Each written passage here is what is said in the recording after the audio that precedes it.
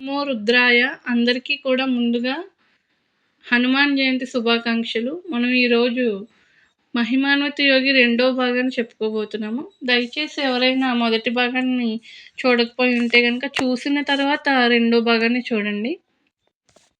శివరాం శ్మశానంలో సాధన చేసుకుంటూ ఉన్నారు. తన తల్లి యొక్క చితాభస్మాన్ని పూసుకుంటూ అక్కడే ఉంటున్నారు కదా.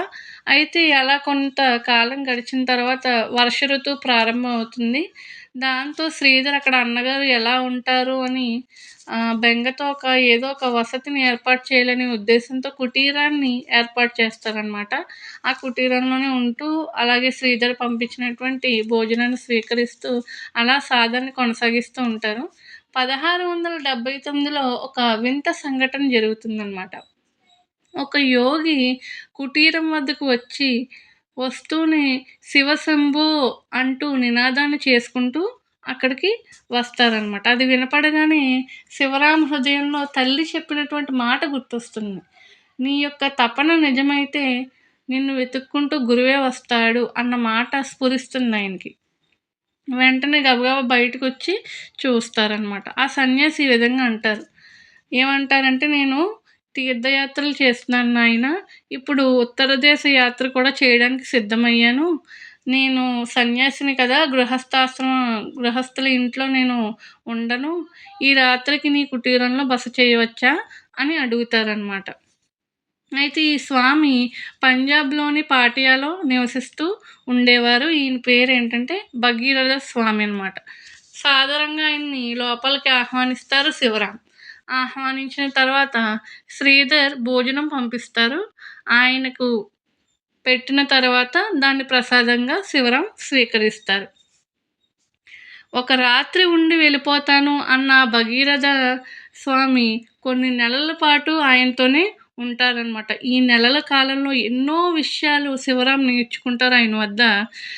చివరికి ఈయనే నా గురువు అని మానసికంగా ఆయన బాగా బలంగా నమ్ముతారనమాట.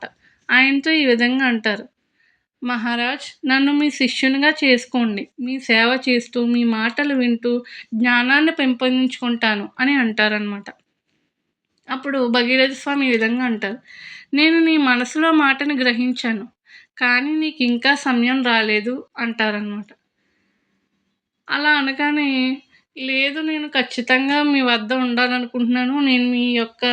మిమ్మల్ని నేను గురువుగా స్వీకరించాలనుకుంటున్నానని తాపత్రయం, ఆయనలో శ్రద్ధ అన్నీ కూడా భగీరథ స్వామి గమనిస్తూనే ఉంటారు. కానీ ఏంటంటే వెంటనే ఇవ్వడానికి యోగ్యత ఉందా లేదా అని పరీక్షిస్తున్నట్లుగా చూస్తూ ఉంటారు ఆయన కేసి. ఈ విధంగా అంటారు భగీరథ స్వామి, దీక్ష అనేది సామాన్యమైన ప్రక్రియ కాదు. భగవత్ కృప లేనిది ఏదీ లభించదు. కొద్ది కాలానికి నీకు యోగ్యత వస్తుంది అని అంటారనమాట. ఆయన యాత్రకి బయలుదేరుతున్నారు కదా, ఉత్తర దేశ యాత్రకి.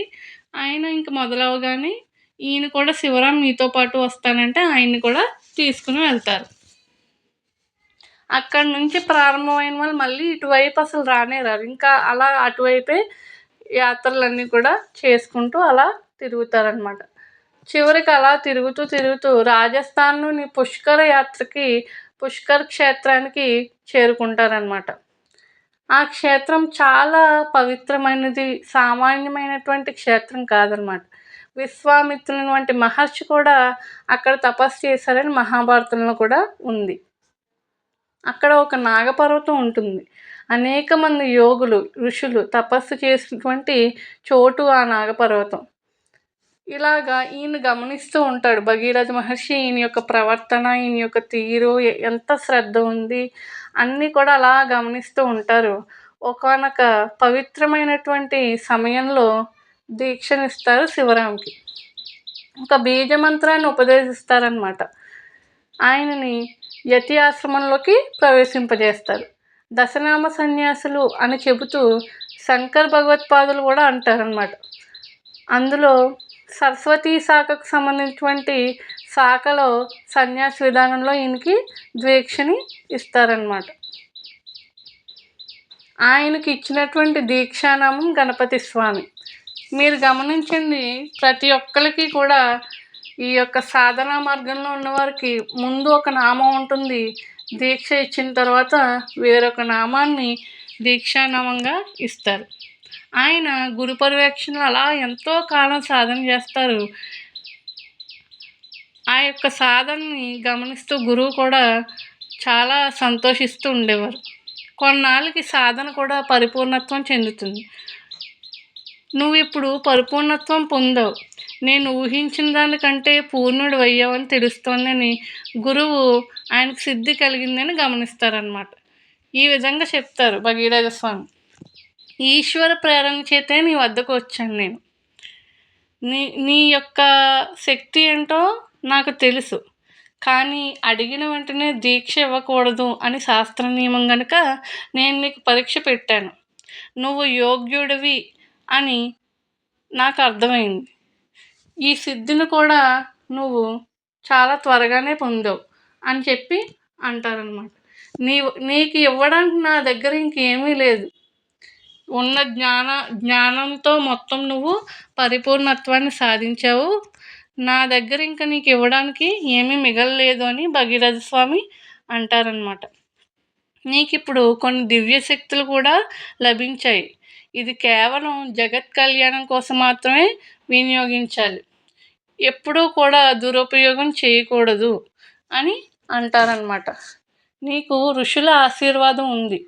నాలాగే నువ్వు కూడా తీర్థయాత్రలు చెయ్యి, నీకు శుభం కలుగునుగాక అని చెప్పి నువ్వు సిద్ధుడు అవ్వాలి, అది నేను చూడాలి అని ఇన్నాళ్ళు ఈ దేహంతో నేను ఉన్నాను, ఇంకా నాకు ఈ దేహాన్ని నేను విడిచిపెడతాను అని చెప్పేసి భగీరథ స్వామి కూడా సిద్ధుడవుతాడన్నమాట. Thank you so much for watching.